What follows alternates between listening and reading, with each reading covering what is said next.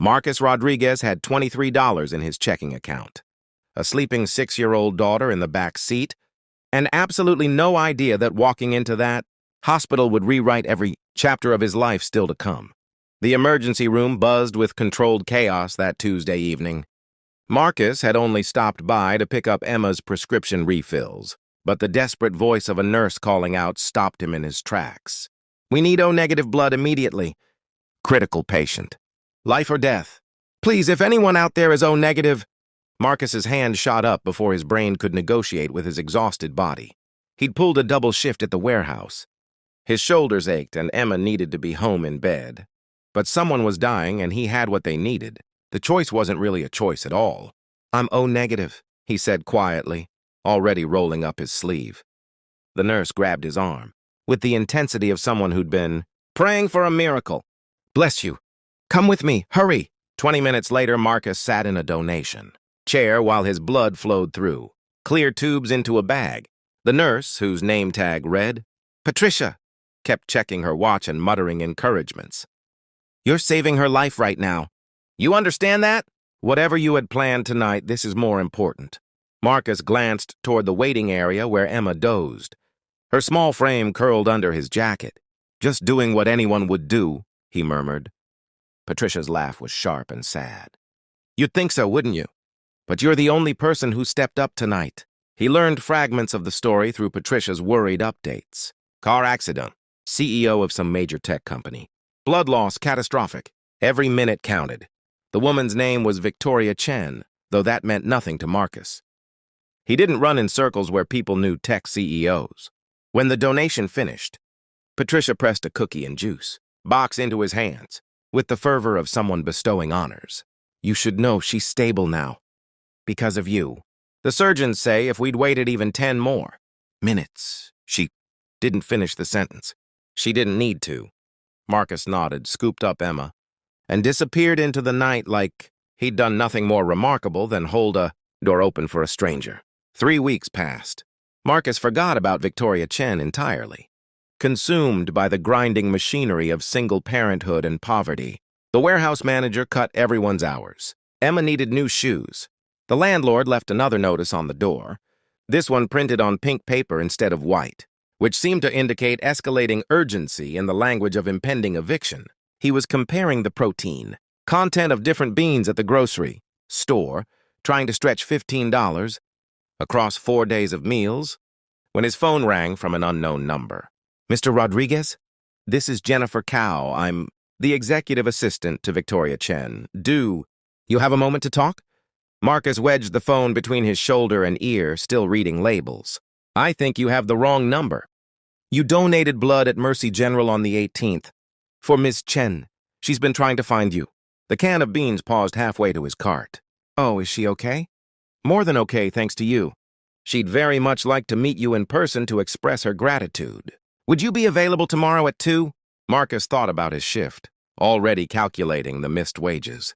"I work until 5. "We can work around your schedule, Mr. Rodriguez. Name the time and place."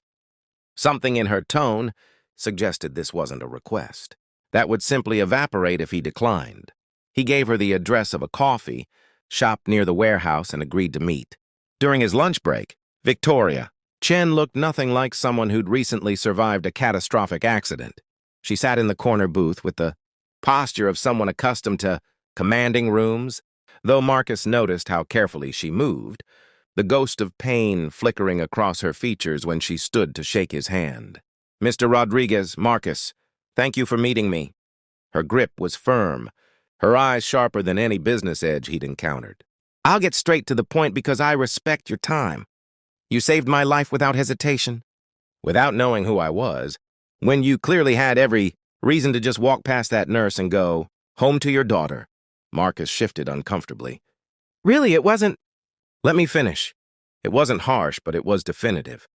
I've spent the past 3 weeks learning about you. I hope you'll forgive the intrusion, but I needed to understand who risks themselves for strangers." She slid a folder across the table. "Single father, daughter Emma, age 6.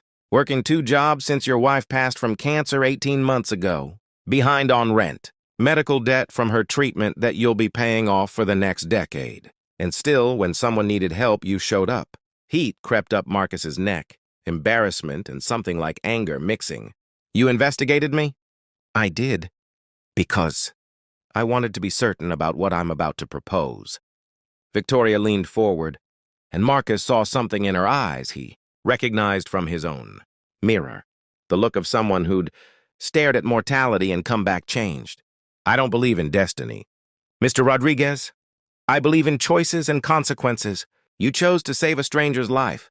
The consequence is that I'm now choosing to change yours. She opened the folder to reveal documents. Marcus didn't understand at first. Legal papers, contracts, financial statements. I'm offering you a position at Chen Technologies as Director of Community, Outreach and Corporate Responsibility. Salary of $180,000 annually. Full benefits, college fund for Emma.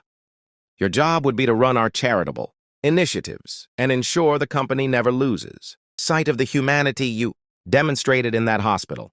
Marcus stared at the numbers until they blurred. I have a high school diploma and forklift certification. I don't know anything about technology or corporate anything. You know about showing up when it matters. You know about sacrifice. You understand what it means to be overlooked and struggling and still maintain your integrity. Victoria's voice softened. I built $1 billion company, Marcus, but I couldn't save my own life. You did that with nothing but compassion. That's the kind of leadership I need. This is charity, Marcus said quietly. You feel guilty. This is investment. I feel grateful. She pulled out another document. But I won't insult you by making it a gift.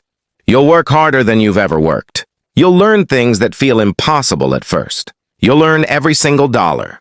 I'm betting on you, Marcus. The same way you bet on a dying stranger being worth your time and blood. Marcus thought about Emma's shoes with the soles flapping loose. He thought about the pink eviction notice. He thought about his wife Maria's last words. Give her everything, Marcus. Every chance, every possibility. He thought about the kind of man he wanted Emma to see when she looked at her father. I don't want to be someone's charity case, he said finally. But I do want to be someone who shows my daughter that good things can happen to good people.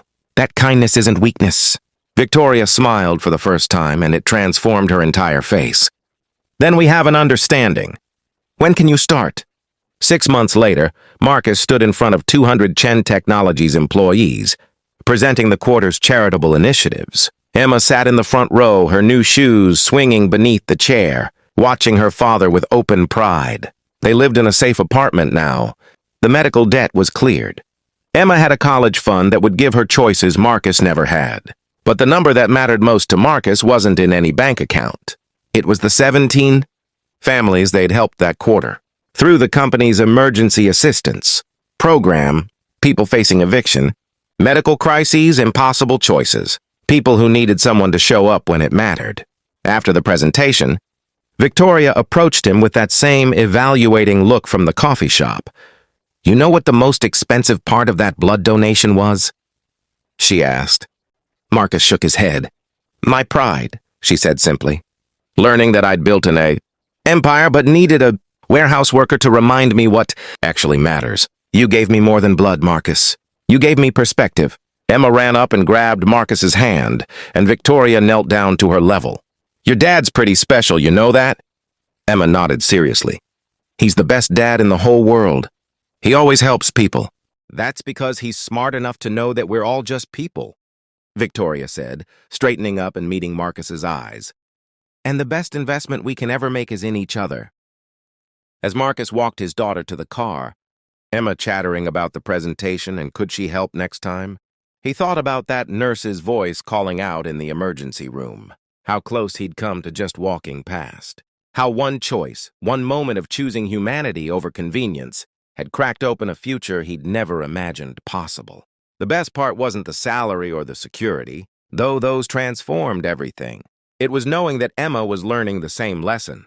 Maria had tried to teach him that you show up for people, that you give what you can when it's needed, that kindness isn't weakness or foolishness, but the strongest thing a person can choose. One donation, one choice, one life saved, and in saving it, somehow saving his own. Not overnight, perhaps, but close enough. Close enough to believe in small miracles and the Enormous power of simply being human when it costs you something to do so.